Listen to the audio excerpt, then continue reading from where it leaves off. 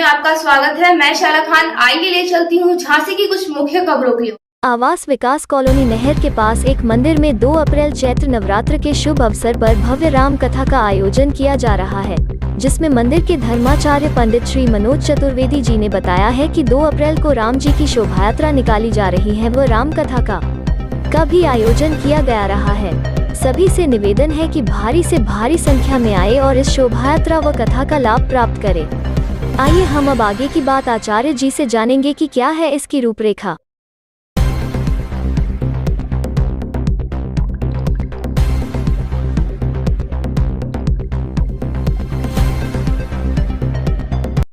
नमस्कार। आदरणीय भरा हमारा नमस्कार महाराज जी आपको। अपना सबसे पहले मैं आपका नाम जानना चाहूँगा। आचार्य मनोज चतुर्वेदी, धर्मगुरु बाल व्यास जी महाराज झांसी। देखा जाए जैसा कि आपके माध्यम से मुझे पता चला है कुछ खंडों में आपके यहाँ कथा का आयोजन हो रहा है, कब हो रहा है? जी, जैसा भी आप लोगों को जानकारी हुई, आप सभी लोगों को राधे राधे।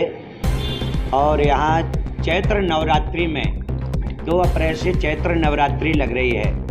तो चैत्र नवरात्रि में 2 अप्रैल से 10 अप्रैल तक यहाँ पर 9 दिवसीय श्री राम कथा का आयोजन है और जयपुर से श्री राम दरबार की मूर्तियाँ आई हैं।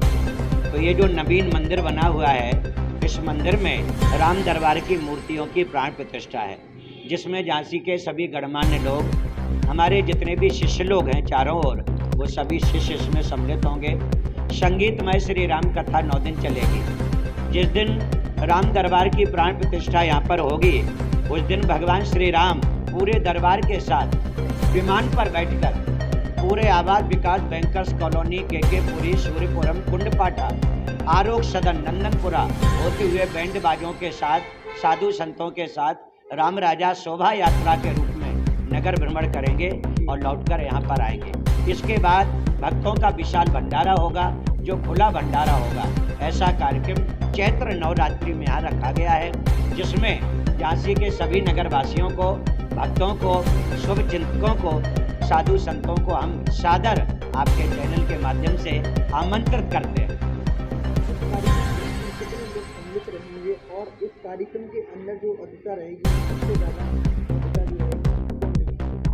जी, इस कार्यक्रम में वैसे तो बड़े बड़े कार्यक्रम यहाँ पर हुए, आप लोग अन्य चैनल पर भी देख सकते हैं। यहाँ सदैव बड़े बड़े कार्यक्रम होते रहे, परंतु प्रशासनिक व्यवस्था को देखते हुए, इस समय कोरोना और लॉकडाउन को देखते हुए भी जो डिस्टेंस का पालन करना या अन्य जो बातें प्रशासनिक जो आदेश है, जो गाइडलाइन है, उसको ध्यान में रखते हुए हमारे मंदिर का जो ये छोटा सा प्रांगण है, इसी प्रांगण में कार्यक्रम रखा हुआ है।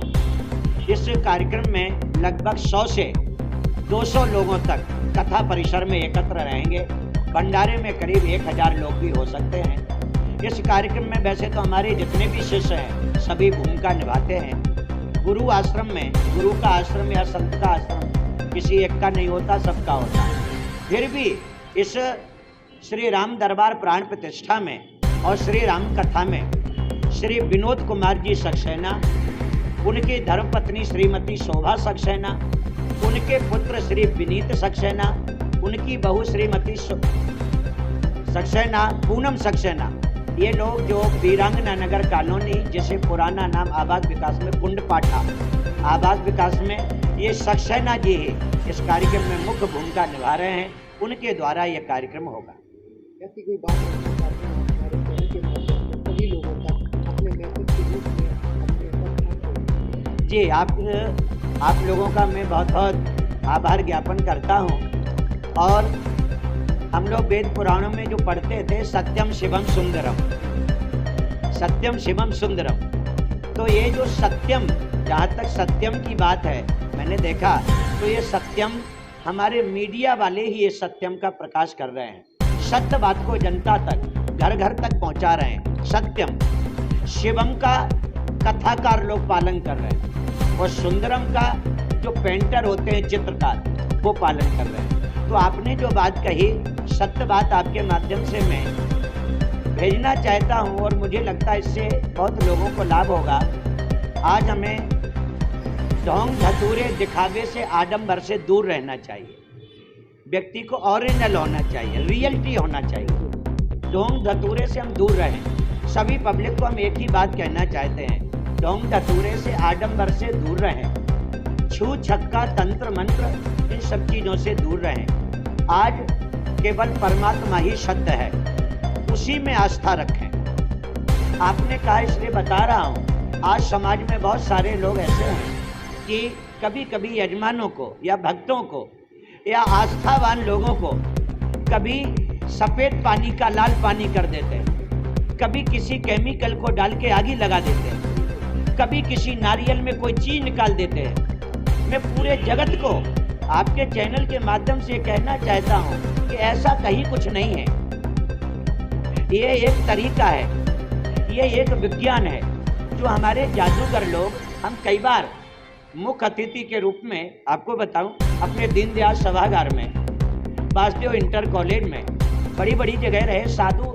जब ये जादूगर लोग, आपने देखा जब कोई चीज़ दिखाते वो सबसे पहले यही कहते हैं कि अंधविश्वास को दूर करो। ये कोई चमत्कार नहीं है, वो कहते हैं कोई भी चीज़ निकाल देना। वही चीज़ मैं अपनी धर्म गद्दी से माध्यम से कहना चाहता हूँ, ऐसा करने वाले, ऐसा दिखाने वाले लोग, जिनसे हम दूर रहें, भगवान में आस्था रखें। अभी आपने देखा होगा कोरोना काल में ना दौलत काम आई, ना नेतागिरी काम आई, ना शोर सिफारिश काम आई, ना धन काम आया, केवल भगवान काम आया। जो कभी भी लोग भगवान को याद नहीं करते थे, उन्होंने इस पीरियड में किया। हमें परमात्मा में ही आस्था लगाना है और हमेशा लगाना है। वो हमें सुख में रखे, दुख में रखे, विपत्ति में रखे, ऐशो आराम में रखे, हमें उसमें ही आस्था रखना है। दूसरी बात, जो ये बीमारी चल रही, दूसरा संदेश है, इसमें हमें डिस्टेंस का पालन करना है, हमें इसमें सैनिटाइजर का प्रयोग करना है, बड़े बड़े आयोजन नहीं करना है, बीमारी से खिलवाड़ नहीं करना है। इन सब बातों का हमें ध्यान रखना है। यही सारे संदेश हम समाज को बार बार देना चाहते हैं। भगवान में आस्था रखें, माता पिता का पूजन करें, अपने से बड़े लोगों का आदर करें। घर परिवार में चाहे फैमिली की बात हो, चाहे मोहल्ले की बात हो, चाहे मित्रों की बात हो, सबसे मिलकर रहें। रामायण गीता भागवत हमें जोड़ना सिखाती है, तोड़ना नहीं। हमें सबसे जुड़ना है, हमें जितने दिन जीवन व्यतीत करना है। एक बार एक ग्रंथ में पूज्य स्वामी शंकराचार्य, अपने भारत के जो आद्य शंकराचार्य हुए, उन्होंने कहा था, हम कितने वर्ष जिए इसका महत्व नहीं है, ये महत्वपूर्ण नहीं है। हम कितने वर्ष जिए ये महत्वपूर्ण नहीं है, हम कैसे जिए ये महत्वपूर्ण है। हम कम जीवन जिए लेकिन कीर्ति के साथ जिए, यश मान प्रतिष्ठा सच्चाई के साथ जिए। कभी किसी के साथ धोखाधड़ी, किसी प्रकार का आडंबर बिल्कुल भी ना करें। यही हमारी कामना है, यही हम सबको संदेश देना चाहिए।